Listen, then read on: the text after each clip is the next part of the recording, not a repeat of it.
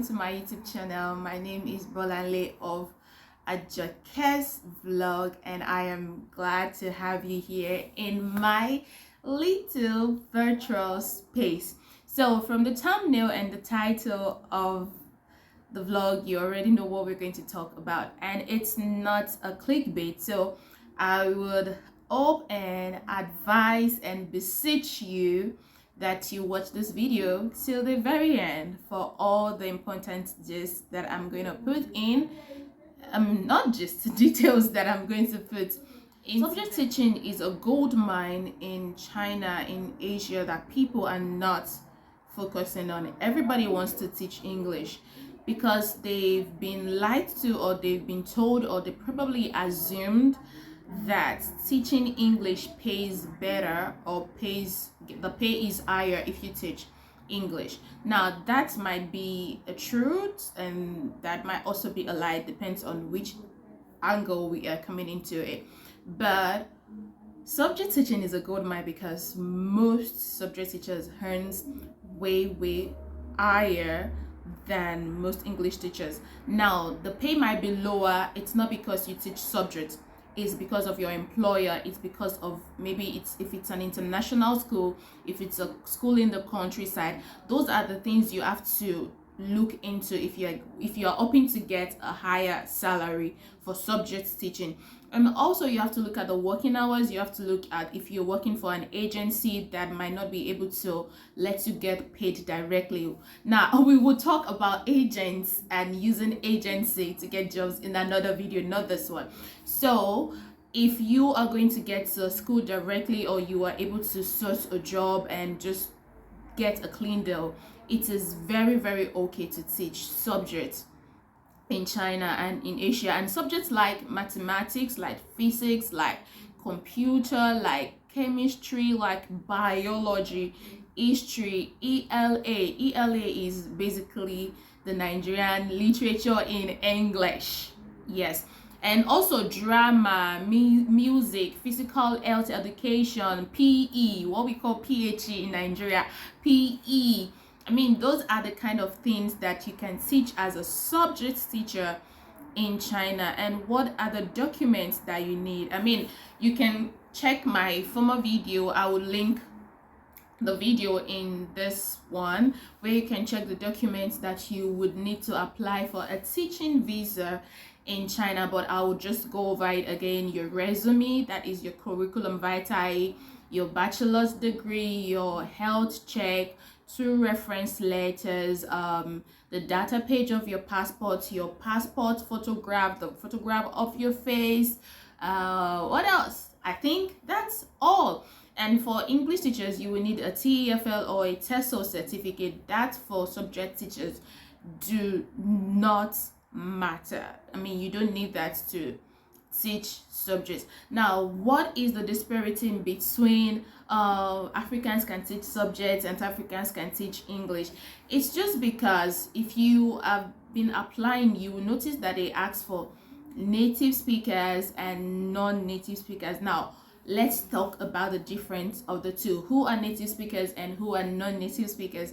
Native speakers are passport holders of some of these countries like America, Canada, UK, Australia, New Zealand, Jamaica, South Africa, and some other countries. They are classified as native speakers, and they can teach English because they feel like English is their first language. So it's easy for them to get teaching jobs in most cities in China and in most countries in Asia.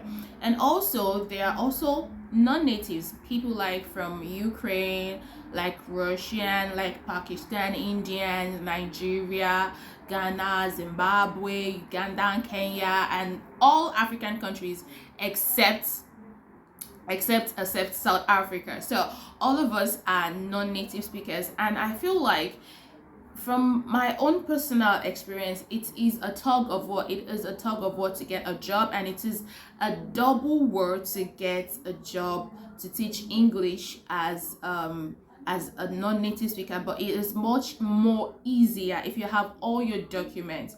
If you meet the right agency or the right employer, it is easy for you to get a subject teaching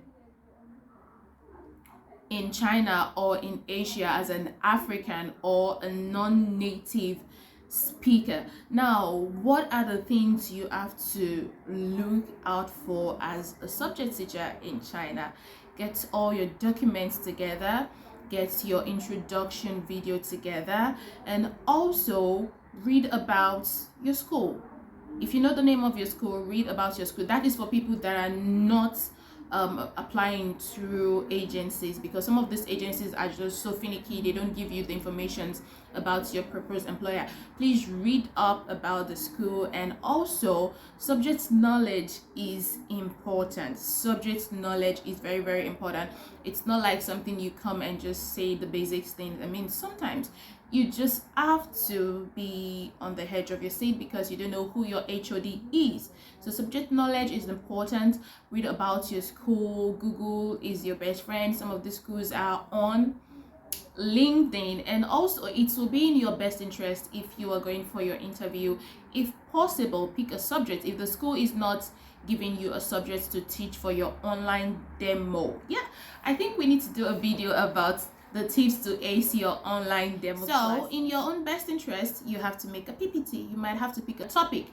If they are not giving you a topic, you might have to pick a topic of your own. Make a PPT, not just anyhow PPT, a comprehensive PPT. You are there to shine and give them reasons why you are the best fit for the job.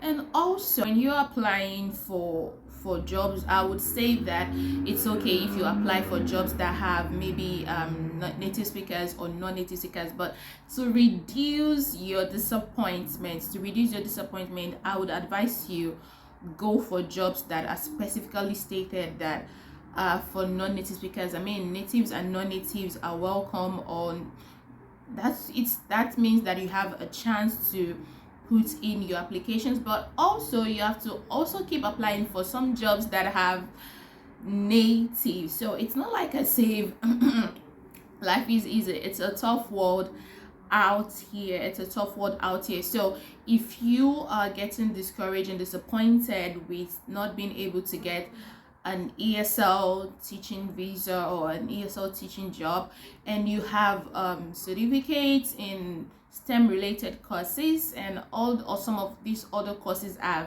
mentioned earlier, it's time to spread the net into the sea or into the ocean of subject teaching in China and in Asia.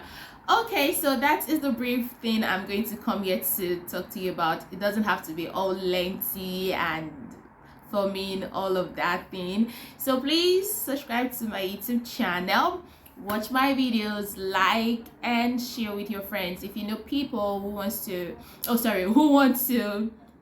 travel out of your country of residence or your country of birth as a teacher, please recommend my YouTube channel to them, because I have the tea to help you, and from my experience as an ESL teacher in China. So till I come back your way, God bless you. Bye bye.